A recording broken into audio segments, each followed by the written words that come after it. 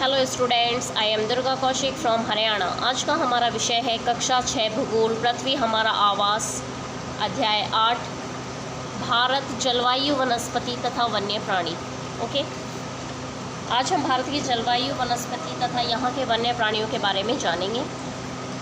आप मौसम के बारे में प्रतिदिन समाचारों पत्रों में पढ़ते हैं तथा टेलीविज़न पर देखते हैं तथा दूसरों को इस संबंध में बातें करते हुए भी सुनते हैं। आप जानते हैं कि मौसम वायुमंडल में दिन प्रतिदिन होने वाला परिवर्तन है। ठीक है, तो मौसम क्या है? मौसम वायुमंडल में डेली होने वाला क्या है? एक परिवर्तन है।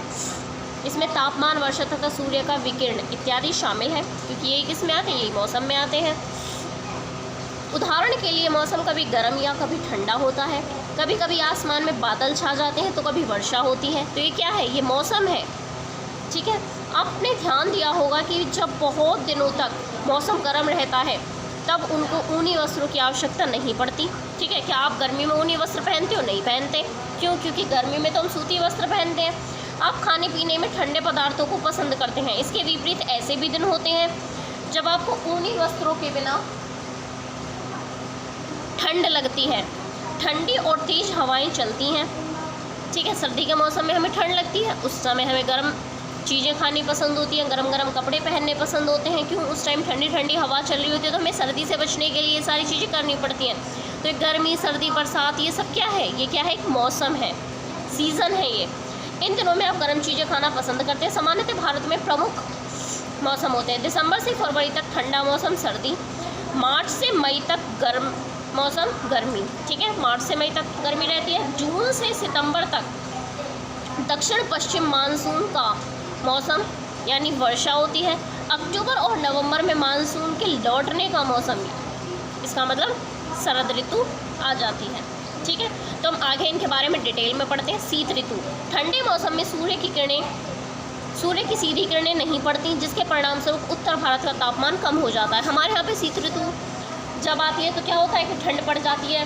ठीक है, तो हमारे यहाँ पे सूर्य की किरणें सीधी नहीं जाती। क्यों? क्योंकि हम उत्तरी गोलार्ध में रहते हैं और उत्तरी गोलार्ध में सूर्य की किरणें नहीं जा रही हैं सीधी। तो इसका मतलब क्या है? क्यों किरणें कौन से गोलार्ध में जा रही हैं? दक्षिणी गोलार्ध में। दक्षिणी गोलार्ध में सूर्य की किरणें सीधी जाती हैं तो वहाँ पर क्या होगा? गर्मी होगी। और उत्तरी गोलार्ध में उसके विपरीत मौसम होगा, यानी सर्दी होगी। और हमारा भारत कहाँ है? हमारा भारत उत्तरी गोलार्ध में है। ठीक है, तो वहाँ पे क्या होगी? वहाँ का तापमान बहुत कम होगा, और जहाँ तापमान बहुत कम होता है वहाँ पे कौन सी ऋतु होती है? शीत ऋतु। नेक्स्ट, ग्रीष्म ऋतु, गर्मी के मौसम में सूर्य की किरणें अधिकतर सीधी पड़ती हैं, तापमान बहुत अधिक हो जाता है। दिन के समय गर्म एवं शुष्क पवन बहती है, जिसे लू कहा जाता है। 21 जून के दिन तुमने देखा होगा कि हमारे सूर्य की किरणें सीधे किस पे पड़ती है? कर्क रेखा। और कर्क रेखा हमारे भारत के बीचों बीच से होकर गुजरती है। कर्क रेखा का हमारे भारत से बीचों बीच से गुजरने के कारण और 21 जून को हमारे कर्क रेखा पर सूर्य बिल्कुल सीधे होता है, बिल्कुल टॉप पे होता है। इसलिए हमारे यहाँ पे उस टाइम कौन सी ऋतु होती है? ग्रीष्म ऋतु। और वहाँ पे जब हमारे यहाँ पे गर्मी के मौसम में गर्म और शुष्क हवाएं चलती हैं, जिन्हें हम क्या कहते हैं? लू, के लू चल रही है। यस, नेक्स्ट, ये तो नहीं है। दक्षिण पश्चिम मानसून या वर्षा का मौसम, यह मानसून के आने तथा आगे बढ़ने का मौसम है। इस समय पवन बंगाल की खाड़ी तथा अरब सागर के स्थल की ओर बहती हैं। वे अपने साथ नमी भी लाती हैं। जब ये पवन पहाड़ों से टकराती हैं तब वर्षा होती है। तुमने देखा होगा दक्षिण पश्चिम मानसून आता है। ठीक है, इधर अरब सागर की तरफ से हवाएं आती है, और जब कोई भी हवा किसी खाड़ी या किसी समुद्र के ऊपर से जब कोई हवा आती है तो वो अपने साथ क्या लेकर आती है? नमी लेकर आती है। और जैसे ही वो नमी वाली हवा किसी पहाड़ से, जैसे हिमालय से टकराती है, तो क्या होता है कि वहाँ पे हिमालय से टकराती है या और भी बीच में पठार है उनसे टकराती है, तो क्या होता है कि वो उनसे टकराने के बाद वहाँ पे क्या हो जाती है? वर्षा हो जाती है। और उसी को हम क्या बोलते हैं? दक्षिण पश्चिम मानसून, वर्षा का मौसम। ठीक है, नेक्स्ट, मानसून के लौटने का समय है शरद ऋतु। ठीक है, इस समय पवन स्थल भागों से लौटकर बंगाल की खाड़ी की ओर बहती हैं। ठीक है, मतलब क्या है कि हमारा मानसून लौट रहा है। ठीक है, तो वहाँ से अब उधर की तरफ से हवा चलेंगी और किधर की ओर आएंगी? बंगाल की खाड़ी की ओर। यह मानसून के लौटने का समय है।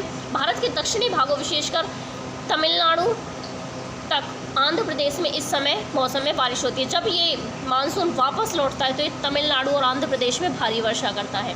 किसी स्थान पर अनेक वर्षों में मापी गई मौसम की औसत दर को जलवायु कहते हैं। क्यों? क्योंकि वो हवा बंगाल की खाड़ी से होते हुए तमिलनाडु में आकर टकराती है, तो वो अपने साथ नमी ले आती है, जिसके चलते तमिलनाडु में और आंध्र प्रदेश में जम के बारिश होती है। ठीक है, और मौसम की औसत दशा को हम क्या कहते हैं? जलवायु कहते हैं। ठीक है, भारत की जलवायु को मोटे तौर पर मानसूनी जलवायु कहा जाता है। मानसूनी शब्द अरबी भाषा के मौसम से लिया गया है, जिसका अर्थ है मौसम। भारत की स्थिति उष्णकटिबंध में होने के कारण अधिकतर वर्षा मानसूनी पवन से होती है। भारत में कृषि वर्षा पर निर्भर है। ठीक है, भारत में जो कृषि होती है वो किस पर निर्भर है? वर्षा पर निर्भर है। अच्छे मानसून का मतलब है पर्याप्त वर्षा तथा प्रचुर मात्रा में फसलों का उत्पादन। अगर किसी वर्ष मानसूनी वर्षा कम हो या नहीं हो तो सही पर उत्तर लगाइए। फसल प्रभावित होगी या नहीं होगी? डेफिनेटली प्रभावित होगी। कुएं के पानी का स्तर ऊपर आएगा, नीचे चला जाएगा? नीचे चला जाएगा। गर्मी का मौसम लंबा होगा, छोटा होगा? लंबा होगा। ठीक है, उसके बाद आते हैं हम किसी स्थान की जलवायु उसकी स्थिति, ऊंचाई, समुद्री से दूरी तथा उच्चावच पर निर्भर करती है। ठीक है, अगर हमें किसी भी स्थान की जलवायु मापनी है तो हमें ये देखना होगा कि उसकी स्थिति कौन से गोलार्ध में है, कितनी ऊंचाई पर है, कितनी निचाई पर है, समुद्र से कितनी दूर है, तभी तो हम उसकी जलवायु का पता लगा पाएंगे। इसलिए हमें भारत की जलवायु में क्षेत्रीय विभिन्नता का अनुभव होता है। राजस्थान के मरुस्थल में स्थित जैसलमेर तथा बीकानेर बहुत गर्म स्थान है, जबकि जम्मू तथा कश्मीर के द्रास एवं कारगिल में बर्फीली ठंड पड़ती है। तटीय क्षेत्र जैसे मुंबई और कोलकाता की जलवायु मध्यम है, वे ना तो अधिक गर्म है और ना ही अधिक ठंडे हैं। समुद्र तट पर होने के कारण ये स्थान बहुत अधिक आर्द्र हैं। क्यों? क्योंकि इनकी हवाओं में क्या है, उधर से जो हवा उठती है उनमें बहुत ज़्यादा नमी होती है, तो ना तो ये गर्मी वाले स्थान है, ना ही सर्दी वाले स्थान है कि यहाँ पे ज़्यादा ही ठंड पड़ती है। ठीक है, विश्व में सबसे अधिक वर्षा मेघालय में स्थित मौसिनराम में होती है। ठीक है, विश्व में जो सबसे अधिक वर्षा होती है वो अपने भारत के ही एक स्टेट मेघालय में होती है, और मेघालय में भी एक स्थान का नाम है मौसिनराम। ठीक है, उससे पहले मेघालय का एक दूसरा स्थान था नंबर 1 पे, लेकिन अभी लास्ट 4-5 साल पहले मौसिनराम ने उसका रिकॉर्ड तोड़ दिया है, और अब नंबर 1 पे वर्ल्ड में वर्षा के मामले में मौसिनराम स्थान नंबर 1 पे है। जबकि किसी वर्ष राजस्थान के जैसलमेर में वर्षा होती ही नहीं है। ठीक है, तो हमारे भारत में क्या है, डिफरेंट टाइप की चीज़ें हैं। ठीक है, प्राकृतिक वनस्पति। अब आप इधर देखेंगे प्राकृतिक वनस्पति। हम अपने चारों तरफ विभिन्न प्रकार का पादप जीवन देखते हैं। हरे घास वाले मैदान में खेलना कितना अच्छा लगता है। कुछ पौधे छोटे होते हैं जिन्हें झाड़ी कहा जाता है, जैसे कैक्टस तथा फूलों वाले पौधे। तो हम कह सकते हैं छोटे पौधों को क्या कहा जाता है, झाड़ी। इसके अतिरिक्त बहुत से लंबे वृक्ष होते हैं, उनमें से कुछ की शाखाएं तथा पत्तियां होती है, जैसे नीम, आम।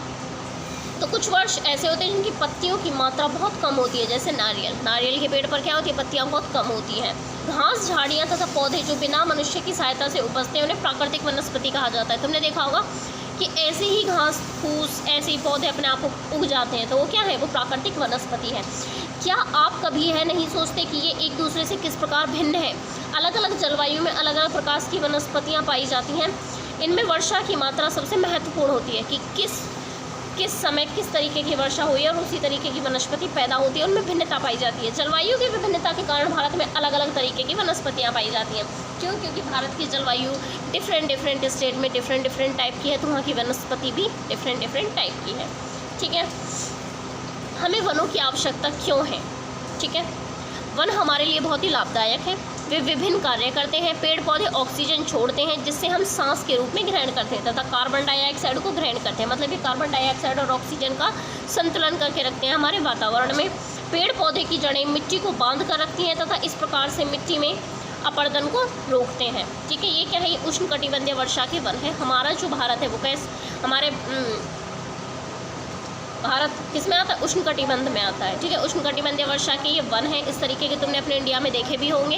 ये क्या है, ये भूमि की परत है। इससे ये 1.5 मीटर ऊंचा ऐसा होता है, 5 मीटर झाड़ी वाली परत, उसके ऊपर तरुण वृक्ष, 20 मीटर, 40 मीटर वितान, 60 मीटर उद्गामी परत, सर्वाधिक ऊंचाई। ठीक है, 60 मीटर हो सकती है। तो ये क्या है, इसको आपको अच्छे से रीड करना है। इसको हम नेक्स्ट क्लास में कंटिन्यू करते हैं। ओके स्टूडेंट्स, आपको क्लास कैसी लगी ये मुझे ज़रूर बताएं। किसी भी वर्ड में या किसी भी टॉपिक को समझने में कुछ डाउट है तो प्लीज़ मुझसे कमेंट बॉक्स में पूछें, और आपको क्लास कैसी लगी है ज़रूर बताएं। इसे ज़्यादा से ज़्यादा लाइक, सब्सक्राइब एंड शेयर करें। Okay class, thank you.